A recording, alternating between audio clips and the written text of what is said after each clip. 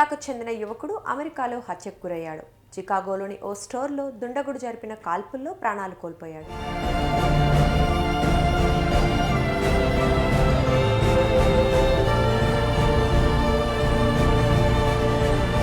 ఖమ్మం పట్టణంలోని రాపర్తి నగర్కు చెందిన నూకవరపు కోటేశ్వరరావు వాణి దంపతుల కుమారుడు సాయితేజ ఎంబీఏ చదువుకునేందుకు 4 నెలల క్రితం చికాగో వెళ్లాడు. ఎంబీఏ చదువుతూ ఓ స్టోర్లో ఇన్ఛార్జిగా పార్ట్ టైం జాబ్ చేస్తున్నాడు.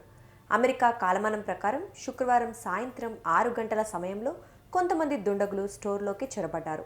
వారిని చూసి భయపడిన సాయితేజ క్యాష్ కౌంటర్ను అప్పగించేశాడు.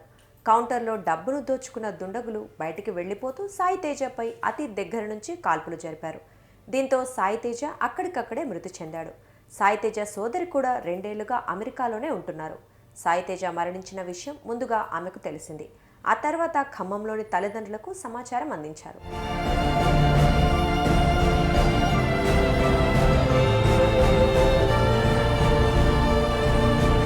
సాయితేజ మృతితో అతడి తల్లిదండ్రులు కన్నీరు మున్నీరవుతున్నారు. సాయితేజ తల్లిదండ్రులను ఎమ్మెల్సీ తాత మధు ఓదార్చారు.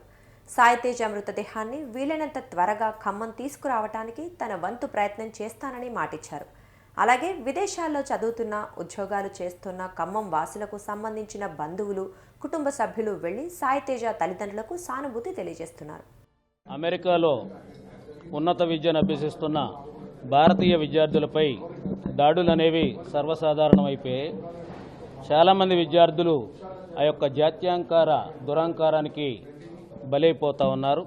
ఈ క్రమంలోనే ఖమ్మం నగరం రాపర్తి నగర్కు చెందిన నూకవరపు కోటేశ్వరరావు వాణిగారుల కుమారుడు నిన్న సాయంత్రం 6 గంటలకు అమెరికా కాలమానం ప్రకారం ఒక స్టోర్ ఇన్ఛార్జిగా పనిచేస్తూ ఉండగా అక్కడ దుండగులు వచ్చి ఆ స్టోర్లోని కౌంటర్ దగ్గరికి రావడం జరిగింది. వాళ్ళని గమనించిన సాయితేజ ఆ కౌంటర్ని వాళ్ళకు హ్యాండ్ ఓవర్ చేయడం జరిగింది. ఆ కౌంటర్లో అమౌంట్ తీసుకున్న దుండగులు ఊరికే వెళ్ళిపోకుండా దగ్గరలో ఉన్న సాయితేజని అతి దగ్గర నుంచి కాల్చి హతమార్చడం జరిగింది. ఇది చాలా దారుణమైన అంశం. భారతదేశంలో తల్లిదండ్రులందరూ కూడా ఇక్కడ ఇంజనీరింగ్ కానీ గ్రాడ్యుయేషన్ కంప్లీట్ అయిన తర్వాత అక్కడ మంచి ఉపాధి, ఉద్యోగ అవకాశాలు ఉంటాయనే ఉద్దేశంతో ఒక 50 లక్షలు 60 లక్షలు ఖర్చు చేసైనా విదేశాలకు పంపిస్తూ ఉన్నారు.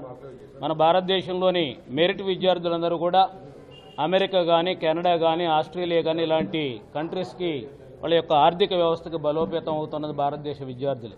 ఈరోజు అమెరికా ఆర్థిక వ్యవస్థలో 30 నుంచి 40% అక్కడ ఆర్థిక వ్యవస్థను బలోపేతం చేసింది భారతదేశ విద్యార్థులు. మన భారతదేశంలో సరైన అవకాశాలు ఉంటే ఈ పిల్లలు విదేశాలకు పోయే పరిస్థితి లేదు. మన ఇండియాలో మెరిట్ విద్యార్థులని ఉపయోగించుకునే అవకాశాలు ఈ భారతదేశంలో కల్పించకపోవడం వల్ల క్రీమ్ ఉన్న, మెరిట్ ఉన్న విద్యార్థులందరూ కూడా అమెరికాకు పోయి వాళ్ళ యొక్క ఆర్థిక వ్యవస్థకు పునాదులు వేస్తూ ఇలాంటి జాత్యాంకార దురాలకి బలవుతున్నారు. ఇది చాలా దారుణమైన అంశం. భారత ప్రభుత్వం కూడా ప్రధానంగా భారతీయులే టార్గెట్ అవుతూ ఉన్నారు. ఇదంతా కూడా జాత్యాంకార ధోరణి. మొన్న బైడెన్ ఉన్న 4 సంవత్సరాల్లో ఇంత పెద్దగా ఇలాంటి కార్యక్రమాలు చాలా తగ్గాయి. ఎప్పుడైతే ట్రంప్ ప్రభుత్వం వచ్చిందో ఆమె రీసెంట్గా ఏలూరు అబ్బాయిని కూడా చంపారు 3 డేస్ బ్యాక్. ఇలాంటి జాత్యాంకార దురాగతాలని భారత ప్రభుత్వం కూడా ఖండించాలి. ఎవరైతే భారతదేశ విద్యార్థులు అమెరికాలో చదువుకుంటున్నారో లేదా ఆస్ట్రేలియా లేదా విదేశాల్లో చదువుకుంటూ ఉద్యోగం చేస్తున్న వాళ్ళందరూ కూడా రక్షణ కల్పించాల్సిన ఆవశ్యకత భారత ప్రభుత్వం మీద కూడా. తేజ గారు నిన్న అకాల మరణం జరిగినందుకు ముందుగా వారికి శ్రద్ధాంజలి ఘటిస్తున్నాను. ఆ తర్వాత వారి కుటుంబ సభ్యులకి మా ప్రగాఢ సానుభూతిని తెలియజేస్తున్నాం.